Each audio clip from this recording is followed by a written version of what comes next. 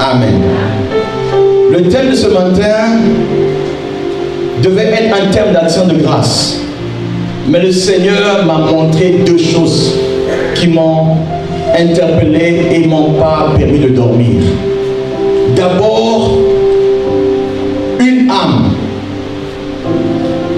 L'âme de l'homme, sa valeur aux yeux de Dieu. L'âme de l'homme, sa valeur dans le plan du salut de Dieu.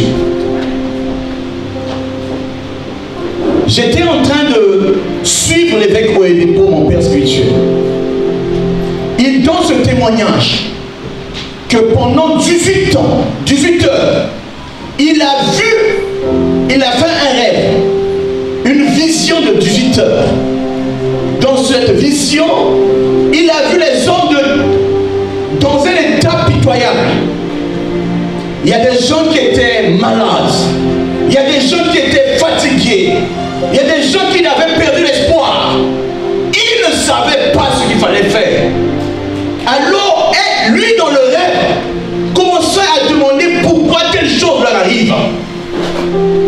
Personne ne lui répondait. Mais 18 heures à voir la même chose. Le tableau était vraiment à faire pleurer. Il a pleuré. Il a pleuré. Jusqu'à ce qu'une voix s'est fait entendre. Il dit, l'heure est arrivée pour toi d'aller apporter la parole de foi pour les sauver. Il y a une race de personnes qui ont besoin de Dieu plus que d'autres. C'est lorsqu'une personne est dans le trouble que la personne commence à demander où est Dieu. Mais lorsque tout va bien, on a l'impression que Dieu n'est pas un souci. L'homme peut perdre les biens. L'homme peut perdre les choses. Mais l'homme ne doit pas perdre son âme. Parce que lorsqu'on perd les biens, on peut toujours les retrouver. 1 Samuel chapitre 9, le verset 3. Je lis au nom de Jésus-Christ. Amen. Les ânesses de Kis, père de Saül, s'égarèrent, et Kis dit à Saül, son fils, prends avec toi l'un des serviteurs. Tu t'arrêtes au verset 3. Amen. Les ânesses de Kis étaient perdues. Kis était inquiété. Il a pris son fils. Il dit, prends ton serviteur. Va chercher les ânesses. Ils ont tout fait.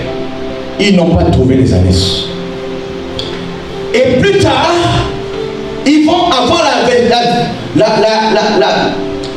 la pensée d'aller consulter un voyant. Parce qu'en Israël, les prophètes étaient appelés en ce temps-là des voyants. Ça veut dire qu'il n'y avait rien qui soit caché aux yeux du prophète. Ils sont allés consulter un prophète, non pas le moindre des prophètes. Celui qui était dans l'office de sacrificateur. Son nom était Samuel. L'enfant qui est né d'un couple où la femme n'avait pas d'enfant. Jusqu'à ce que la femme a crié à Dieu. Elle a pleuré devant Dieu. Parce qu'elle était mortifiée constamment par sa rivale Pénina. Cette femme s'appelait Anne. Elle a demandé à Dieu une chose. Donne-moi un enfant. Je te donnerai un prophète. Donne-moi un enfant et je te le prêterai. Elle n'a pas demandé l'enfant pour elle, mais elle a demandé l'enfant pour donner à Dieu. Quelle audace de tenter celui qui ne doit à personne. J'ai dit de qui suis-je débiteur sur la terre?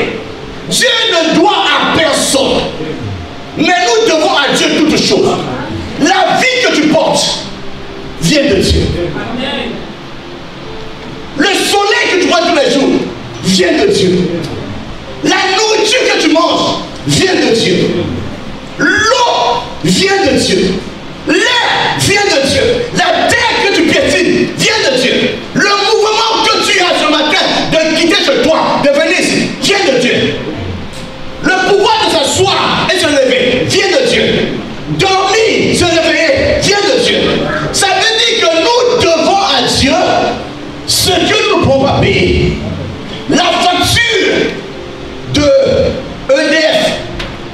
NJ, je ne sais pas quelle société, est petit. La facture qu'il faut payer pour le loyer de la maison, c'est petit. La facture qu'un pays peut payer pour que ses travailleurs travaillent est petit. Quel est le prix de ce que tu dois à Dieu? C'est pourquoi je vais parler sur la valeur d'une âme aux yeux de Dieu. La valeur d'une âme aux yeux de Dieu.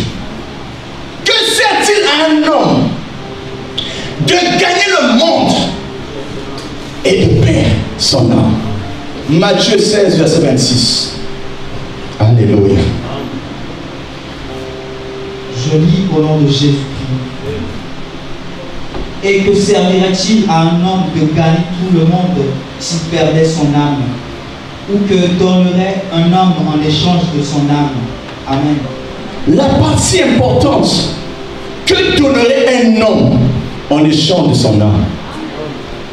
Les terres d'un homme avaient produit beaucoup de choses.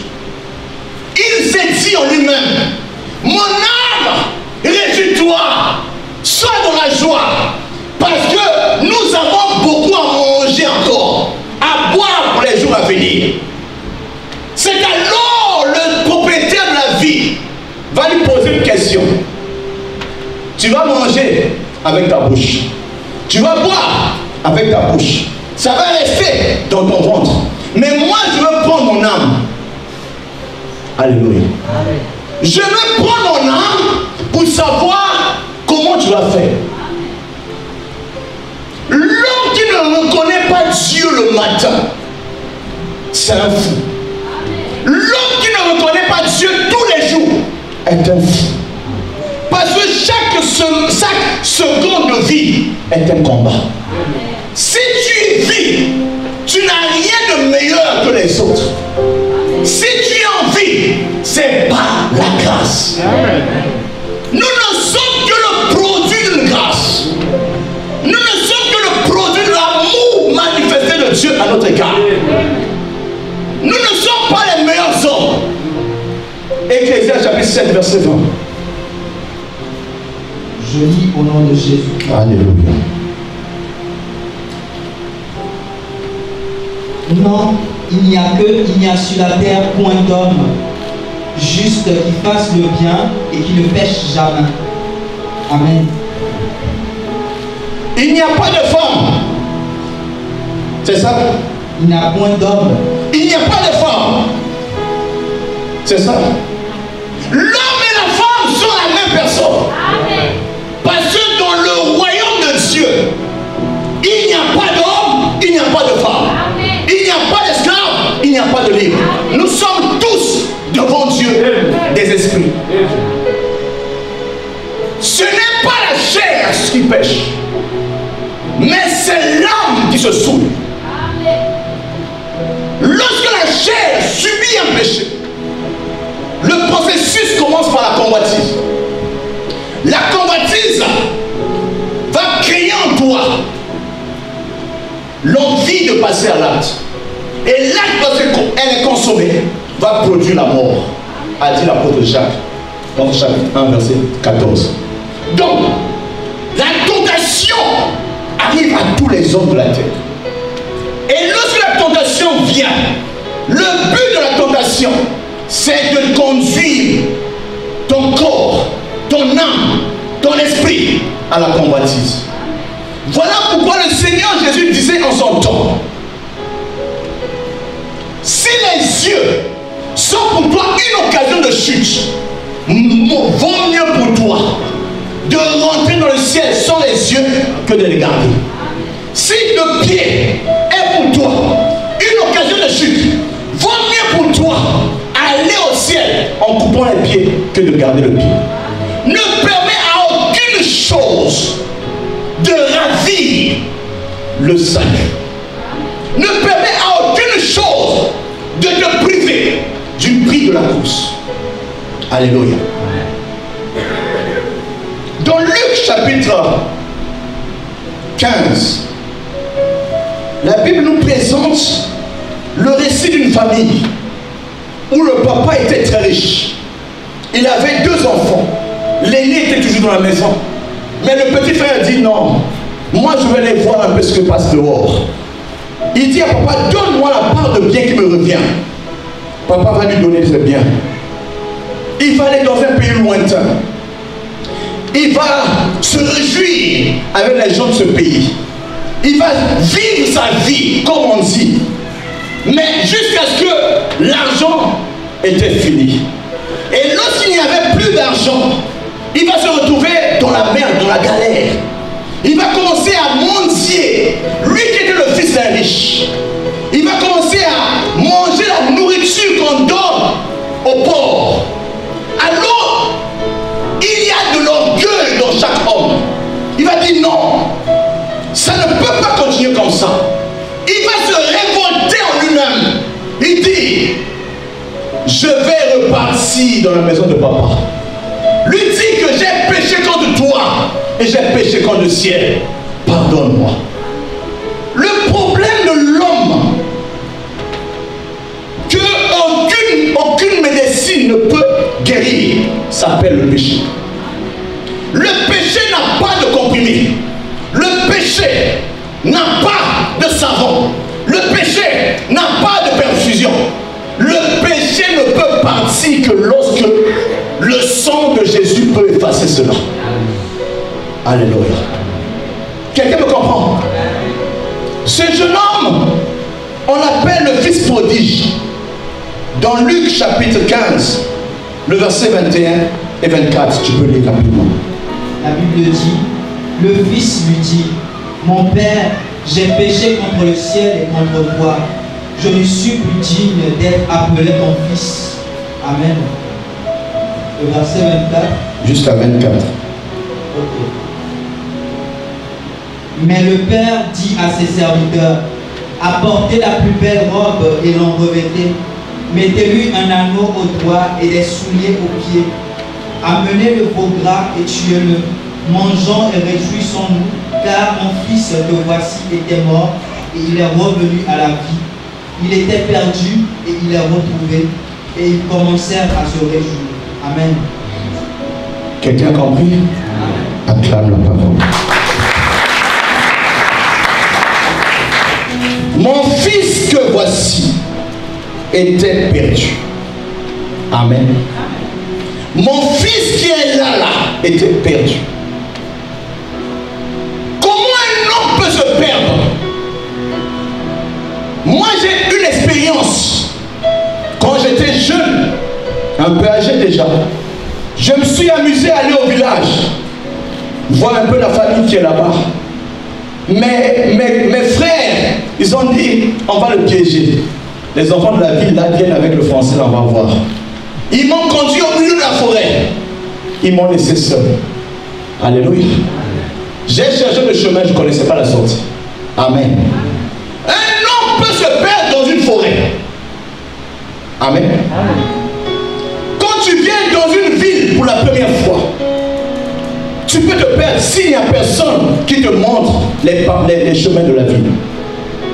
Mais ces pertes-là, tu peux trouver une personne qui est gentille, qui peut dire voici le chemin. Mais lorsque un homme se perd à l'intérieur de lui, qui peut lui montrer le chemin? Alléluia. Si tu te perds dans Toulouse, tu trouveras toujours un bon Toulousain, une bonne Toulousaine qui te montrera le chemin. Mais si tu te perds à l'intérieur de toi, qui saurait que tu es perdu? Alléluia.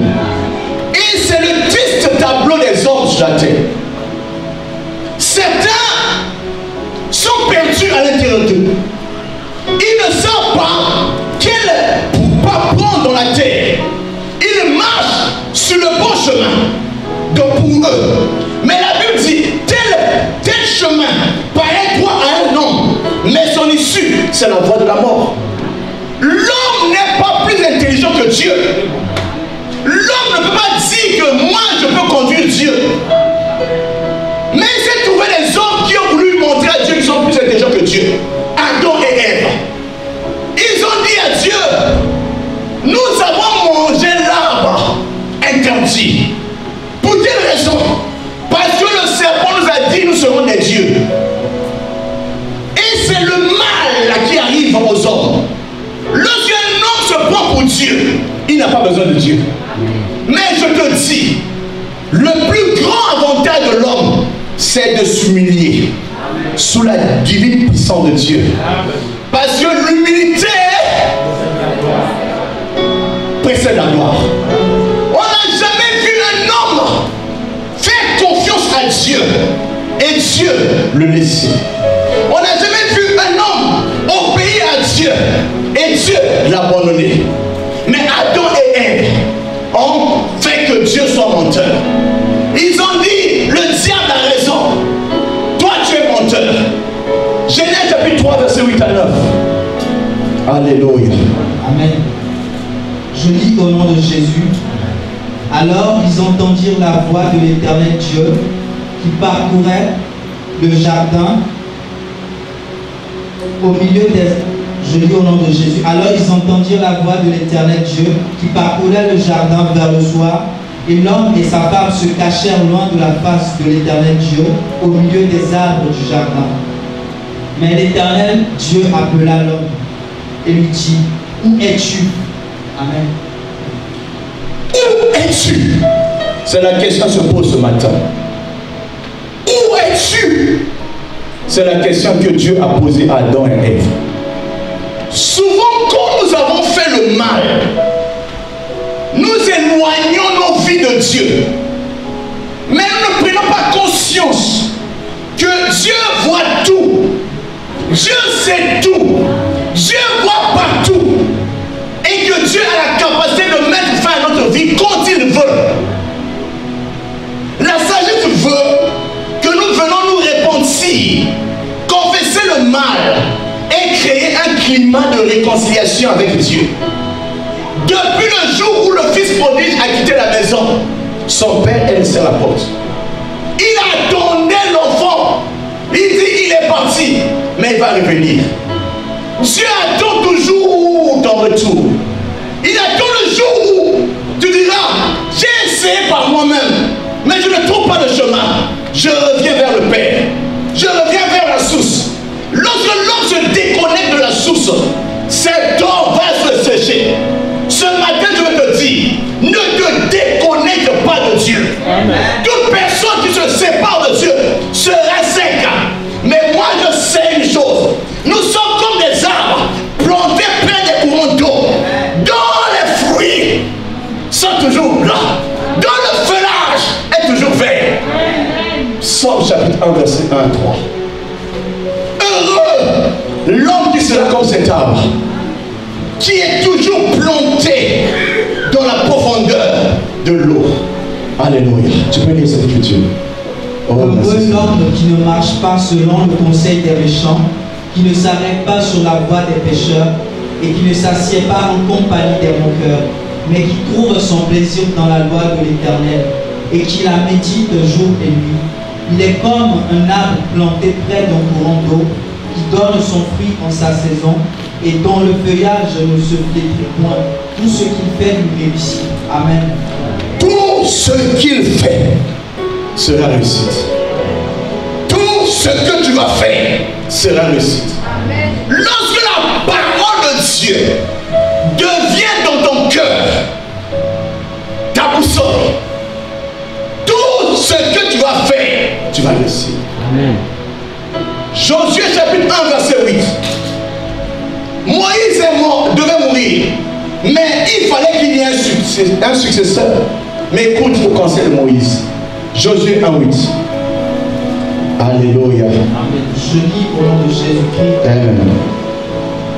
Que ce livre de la loi, que la parole de Dieu ne s'éloigne point de ta bouche, ne s'éloigne pas de ma bouche. Médite-le jour et nuit. Je dois méditer sur ça jour et nuit. Pour agir fidèlement. Pour agir comme c'est écrit. Selon tout ce qui est écrit. Car c'est alors que tu auras du succès dans tes entreprises. Alléluia. Pour que tu ne te perds pas dans ton intérieur, il faut que tu puisses connaître le livre. Le livre de Dieu a la carte qui peut te montrer le chemin pour quitter la zone de la confusion. Le livre de Dieu a la capacité de te bénir dans une situation difficile, toujours dans la productivité. Le livre de Dieu donne la santé à des corps qui sont malades. Proverbe chapitre 3 dit quoi? Ce sera comme un médicament pour tes os. Je parle ce matin à une personne. Toi qui avais des problèmes des os, aujourd'hui, pendant que tu vas mettre le livre en toi, le livre va guérir tes rhumatismes. Dans le nom de Jésus-Christ. Le livre va guérir ces atroces. Dans le nom de Jésus-Christ. Je parle du livre. Comment j'ai mangé le livre? C'était amer quand je mangeais. Mais à l'intérieur de moi, cela m'a donné la vie. Le livre s'appelle le rouleau. Lorsque tu manges le rouleau doit communiquer la vie de Dieu. Parce que le livre s'appelle encore le logos. Le logos va produire en toi le mouvement de celui qui parle le logos. La Bible dit, au commencement était la parole. La parole était avec Dieu. Et la parole était Dieu. La parole était la vie. Et la vie était la lumière des hommes. Qui veut vivre? C'est celui qui a le livre en lui. Ce matin, la mort spirituelle commence par la séparation. Mais la vie commence par le respect du livre. Au nom de Jésus-Christ. Alors, 3 choses à retenir. Le jeune homme qui a reconnu son péché, qu'est-ce que son père a dit? Il a dit, apportez vite une belle robe. Apportez vite une belle robe. Alléluia. C'est quoi la robe? Alléluia. Apocalypse nous dit, celui qui ne va pas purifier, nettoyer sa robe dans le sang de l'agneau, n'aura pas droit au ciel. Les robes sont les vêtements de ton corps qui sont cachés derrière le corps, c'est-à-dire ton âme. Chaque âme a une écriture de tout le bien ou le mal tu fais. Lorsque le mal abonde, la Bible dit le vêtement devient sale. Mais lorsque le bien est toujours là, le vêtement sera toujours blanc. Que l'huile ne manque pas sur ta tête. Que ton vêtement soit en tout temps toujours blanc. Dieu tient à la pureté de la robe. Parce que ne peut rentrer dans la présence de Dieu que celui qui est pur. Qui se lèvera devant l'Éternel? Qui lèvera la main devant Adonai? C'est celui qui a les mains pures et le cœur innocent. Je t'appelle à comprendre la nécessité de purifier ta robe. Parce que la robe qu'on appelle l'âme est donnée une seule fois pour tous. Car il est réservé aux hommes de mourir une seule fois. J'ai dit combien? Une seule fois. Après quoi vient quoi? Ça veut dire, lorsque tu fermes tes yeux, aucun pasteur au monde ne peut te rassurer de là où tu iras. Aucun prédicateur au monde ne peut t'assurer la destination future de ton âme. Mais la sagesse des hommes veut que avant que la fin ne vienne, que tu prépares ta rencontre avec Dieu. Amos chapitre 4 verset 12. Alléluia. Ce matin, quelqu'un va laver sa robe. Alléluia. Dans le sang de Jésus-Christ. Dans le sang de Jésus-Christ. La robe sera lavée.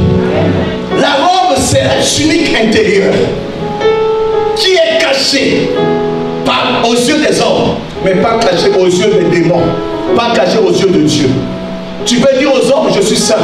Le diable dit, celui-là aussi. Amen. Amen. Dieu peut dire, as-tu vu mon serviteur Job?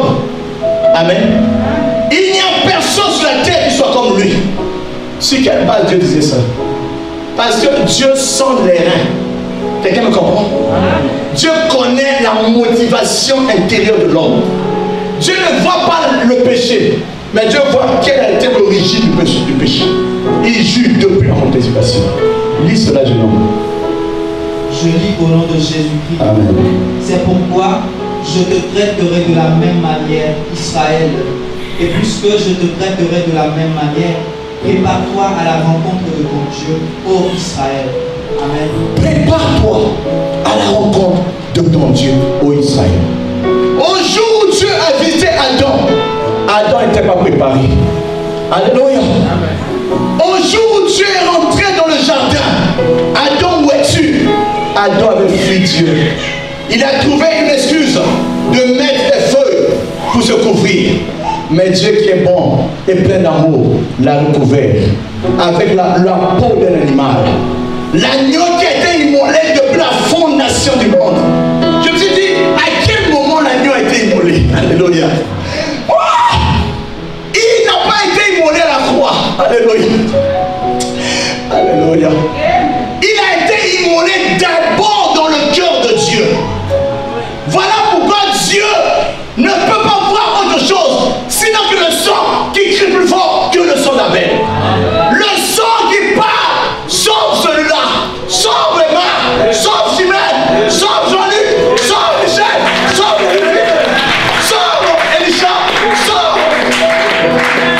Il parle le sang, sauve Déborah, sauve Brunel, sauve Sarah. Il parle le sang, sauve Betty, sauve Dimi. Il parle le sang, sauve Monica. Le sang de Jésus parle. Je te dis, le sang parle. Le sang de Jésus parle mieux que le sang d'Abel. Donc, le prix pour que toi tu sois libre a été l'amour de Dieu. Un seul homme sur la terre a dit des paroles que je vais te dire ce matin. Écoute les paroles. J'ai pris le temps de nettoyer, d'écrire cela pour que je puisse rendre cela tel qu'il a été dit. Quelqu'un sera béni ce matin? Cet homme, c'est toi. Alléluia. Oh, écoute les paroles. Un seul homme a dit, avant que Abraham ne soit, moi je fus. Vous connaissez cet homme? C'est qui? Il dit, avant que Abraham, votre grand-père, ne soit, moi je suis, je fus. Mais Abraham est plus âgé que toi. Il dit, avant qu'il soit, je fus. Voilà pourquoi Jésus a un problème. Amen. Si tu ne connais pas Jésus, tu vas le combattre. Mais Dieu a voulu que la justice de Dieu soit manifestée et que le Saint-Esprit soit témoin de ce que Jésus dit. Il dit, je suis le chemin, la vérité et la vie. Nul ne va au Père sans passer par moi. Un seul a dit, c'est Jésus. Alléluia. Il a dit, moi et le Père, nous sommes un. Ne pensez pas que nous sommes deux. Il dit, personne n'a vu le Père, sinon que moi. Ah!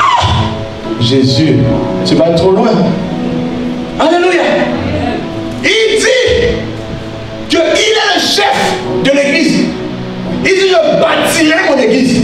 Et les portes du séjour des morts ne prévaudront que contre elle. Il dit, je voyais Satan tomber du ciel comme un éclair. Luc chapitre 10, verset 18. Ça, tu peux lire. Amen. Je voyais Satan. Les gens sont partis pour annoncer la bonne nouvelle. Ils reviennent avec joie. Même les démons nous sont soumis. Il dit, enfants, vous oubliez deux choses. Moi, j'ai vu Satan. Mais vous avez vu les démons quitter. Alléluia. Pendant que Emma prêche, il y a un homme qui est à genoux dans les cieux. Il intercède jour et nuit. Il est intercesseur de l'église. Les gens sont venus en joie. Ah, aujourd'hui c'est bien. Les démons sont soumis. Il y a des maladies. Il dit non, tes élèves vont écouter. Luc chapitre 10, verset 19. Luc 10, 18. Je lis au nom de Jésus. Alléluia. Jésus leur dit, je voyais Satan tomber du ciel comme un éclair. Le verset 20. Cependant, Ne vous réjouissez pas de ce que les esprits vous sont soumis, mais réjouissez-vous de ce que vos noms sont écrits dans les cieux. Amen. Alléluia. On peut se réjouir en ce jour parce que nous avons présenté des enfants. Nous pouvons peut-être prendre une croûte pour manger. On peut se réjouir le jour du mariage. Mais la plus grande joie qui puisse exister au monde, c'est d'avoir son nom écrit dans le livre de vie. Parce que c'est le terminus. Quand je suis venu la première fois en France, j'étais étudiant à Toulouse. Je rentre dans le tram. J'arrive quelque part. On dit terminus. Tout le monde descend. J'ai dit moi je vais jusqu'au fond. Amen. J'ai dit non. La première fois je suis sorti. Mais qu'est-ce qu'il y a au fond là-bas? Amen. Ne faites pas que ça. Hein? Amen. Je ne suis pas parti. Amen. J'ai eu peur. Il y a un terminus de tout homme sur la terre. Il y a un terminus pour tout homme sur la terre. Et celui qui va sonner le sifflet final a un nom. Son nom c'est l'Éternel.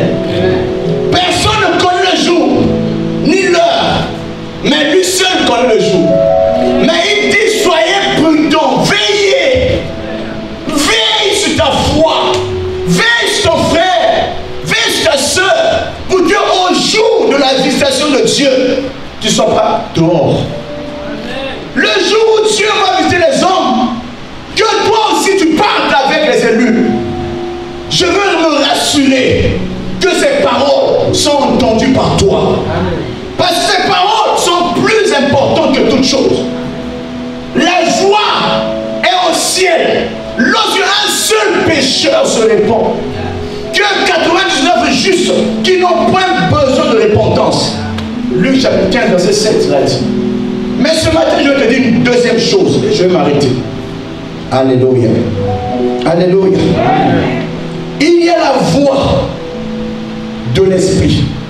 Il y a eu la voix de Dieu qui a dit Adam, où es-tu?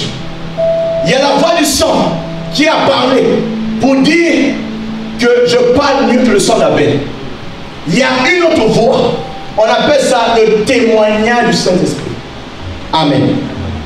Jean chapitre 16, verset 7 et 11. Rapidement. Je m'arrête pas. Je lis au nom de Jésus. Amen. Cependant, je vous dis la vérité. Il vous est avantageux que je m'en aille, car si je ne m'en vais pas, le consolateur ne viendra pas vers vous. Mais si je m'en vais, je vous l'enverrai, et quand il sera venu, il convaincra le monde en ce qui concerne le péché, la justice et le jugement. En ce qui concerne le péché, parce qu'il ne croit pas en moi. Continue. La justice, parce que je vais à mon Père et que vous ne me verrez plus. Le jugement, parce que le prince de ce monde est jugé. Amen. Écoute-moi, c'est la dernière partie. Amen. Dieu a parlé aux hommes. Les hommes n'ont pas obéi. Amen. Amen. Il a envoyé son fils parler aux hommes. Les hommes n'ont pas obéi.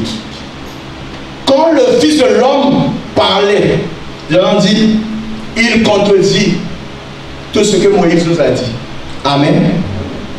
Ils ont dit, nous sommes plus confortables avec Moïse qu'avec ce qu'il dit. Amen. Parce que le fils de l'homme a porté non pas la loi, mais il a porté la grâce et la vérité. Amen. Quand il parle, il dit en vérité, en vérité. Amen. Pour dire que ce qu'il dit est vrai au ciel, est vrai aussi sur la terre. Vous comprenez? Il dit en vérité, pour dire le Père est d'accord, moi aussi je suis d'accord. Amen. Lorsque le Saint-Esprit est venu, il n'a pas été donné que pour les miracles. Il n'a pas été donné que pour les signes. Il n'a pas donné que pour les guérisons, ni pour les parler qu'en langue. Mais il a été surtout donné pour 3 choses. Amen. La première raison, c'est de confirmer les paroles de Jésus. Le Saint-Esprit a été donné pour confirmer que ce que Jésus a dit est vrai. Il dit, je vais mourir. 3 jours après, je vais être ressuscité. Le Saint-Esprit l'a démontré. Amen. Il dit, je vais revenir vous chercher. Parce que dans la maison de mon Père, il y a beaucoup de place. Amen. Et cela va se faire. La deuxième chose, le Saint-Esprit vient pour confirmer les œuvres faites par Jésus. Jésus, quand il guérissait les malades, on disait il chasse les démons par Belzébul. Mais Jésus a dit, le péché contre le Fils de l'homme peut être pardonné. Mais le blasphème contre le Saint-Esprit ne sera jamais pardonné. Parce que le Saint-Esprit vient dire la vérité. Amen. Il ne dit pas la vérité dehors, il dit à l'intérieur de toi. Si tu ne crois pas au langage de l'Esprit de Dieu, tu es perdu pour toujours. Il n'y a rien à faire pour toi. Ne doute jamais d'un miracle si le Saint-Esprit te dit c'est le vrai miracle. Ne pense pas que parce que quelqu'un guérit, tu dis le temps de guérison est fini. Non, non, ça continue toujours. Amen. Si ça ne marche pas pour toi, ça peut marcher pour les autres. Si dans ton église, il n'y a plus ça, mais dans nos églises, ça se passe. Le temps de miracle n'est pas fini. Le temps de guérison n'est pas fini. Dieu accompagne sa parole par des signes, des prodiges et des miracles pour justifier que la parole qu'on dit de Jésus est vraie. La troisième chose, le Saint-Esprit vient pour confirmer la personne de Jésus-Christ. Que Jésus est celui qu'il dit être. Il est 100% Fils de Dieu. Il est 100% homme. Il est aussi 100% Dieu. Et que ce Jésus est réellement né, non pas par la manière dont les hommes sont nés, mais il est les prémices de ceux qui sont nés par l'Esprit. Pour dire qu'il y a aussi une naissance par l'Esprit. Car celui qui est né de la chair est chair, mais celui qui est né de l'Esprit est esprit. Vous recevrez une puissance. Le Saint-Esprit survenant sur vous et vous serez mes témoins, a dit le Seigneur. Ce matin, je m'arrêtais là pour te ramener vers la naissance du Saint-Esprit. Parce que lorsque quelqu'un est né de nouveau, les choses anciennes sont passées et toutes choses sont devenues nouvelles. Ce sera la joie au ciel parce que cela s'est fait aujourd'hui. La robe nouvelle sera donnée. Le veau gras sera tué. Les chaussures nouvelles seront données. On va te raser et te donner la dignité et la restauration. C'est la parole de Dieu. Acclame la parole. Alléluia. Alléluia. On peut se lever. Dieu a été fidèle. Il a parlé certainement à une personne. Nous ne sommes pas là pour faire un cinéma, mais nous sommes là pour traiter des questions de vie. Même toi qui es sur Internet, qui me suis de loin, nous parlons de la vie éternelle. Parce que l'âme de l'homme a une finalité. Matthieu chapitre 10, verset 38. Où ira ton âme? Mon fils va venir encore. Matthieu chapitre 10, verset 38, 28. Je lis au nom de Jésus. Alléluia. Ne craignez pas ceux qui tuent le corps et qui ne peuvent tuer l'âme. Craignez plutôt celui qui peut faire périr l'âme et le corps dans la géhenne. Amen. Tu as dit Amen. Amen. Personne n'a dit Amen. Tu as constaté? Redis Amen. Amen. Dis ça fort. Amen. Amen veut dire quoi?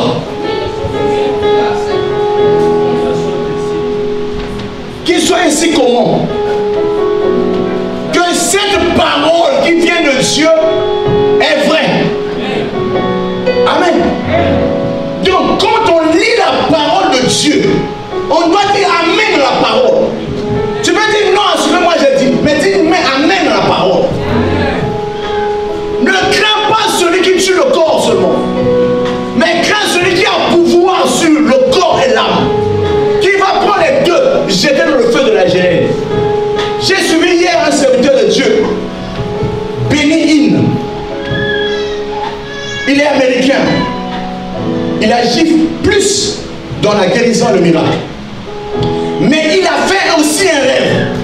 Il a vu les hommes aller tout droit vers une vallée où il y avait le feu en bas. Chaque fois que les hommes partaient, ils ne pouvaient pas faire demi-tour. Ils tombaient droit dans la vallée. Ceux qui voulaient faire demi-tour, derrière eux, il y avait une pression qui nous poussait encore. Il s'est dit, mais qui va aider ces gens-là? Dieu lui a dit, c'est toi. Va prêcher la bonne nouvelle. Va annoncer aux hommes qu'il y a le feu qui arrive. Le feu de la géhenne. Benny Hinn a commencé à annoncer la parole. Ne dis pas que moi je vais rester à l'église. Non, c'est le temps de sortir, dire à Toulouse, il y a la mort qui arrive. Elle est plus forte que le coronavirus. Elle tue non pas que le corps, mais elle tue aussi l'âme. Il n'y a aucun hôpital au monde qui peut te sauver. Le seul endroit, c'est ton oui. Tu comprends? Dieu m'a dit, va dire aux hommes que je vais donner une deuxième chance de vie. Que je donne la vie encore aux morts sur mon lit d'hôpital. Je viens te dire aujourd'hui, le salut est réel. Si tu as l'occasion de donner ta vie en Jésus, donne ta vie en Jésus. Dieu ne sort pas par les rangs, ni par les titres. J'étais pasteur, il m'a dit, je t'ai donné une deuxième chance. Je vais te dire aujourd'hui, cette parole est dure à te dire. Dieu ne sort pas la religion. Dieu sort celui qui accepte Jésus comme son Seigneur et son Sauveur personnel. C'est la raison pour laquelle il a dit à ma femme et moi, allez à Toulouse. J'ai un peuple à sauver là-bas. Nous sommes venus à Toulouse pour mettre nos pas. Et Dieu a dit, tout lieu où foulera la plante de mes pieds sera donnée en possession. Je suis venu t'annoncer la parole. J'ai dit, mais Seigneur, il y a des églises là-bas déjà. J'étais là-bas, j'étais étudiant. Mais tu m'envoies encore aller faire quoi là-bas? Il dit, Neymar, va à Toulouse. Il fallait avoir une femme qui t'encourage aussi, hein, parce que Dieu l'a parlé aussi. Il dit, toi aussi, allez à Toulouse. Alléluia. On a tout laissé pour venir te dire, amen. Jésus a besoin de toi. On a tout laissé pour venir te dire, ne reste pas dans le péché. On a tout laissé pour venir te dire, l'heure a sonné. Que ton âme revienne à Jésus. Arrête la religiosité. Reviens à Dieu. Reviens à Dieu. Il n'a jamais abandonné ses siens. Je dis oui. Je dis oui. Oui. Oui.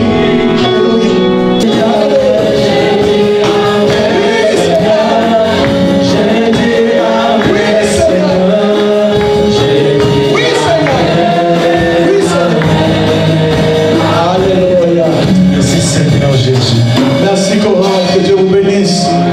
Ce matin, tu es dans la foule. Tu veux recevoir Jésus, ne viens pas devant. Mais là où tu es, tu peux répondre après moi. Dis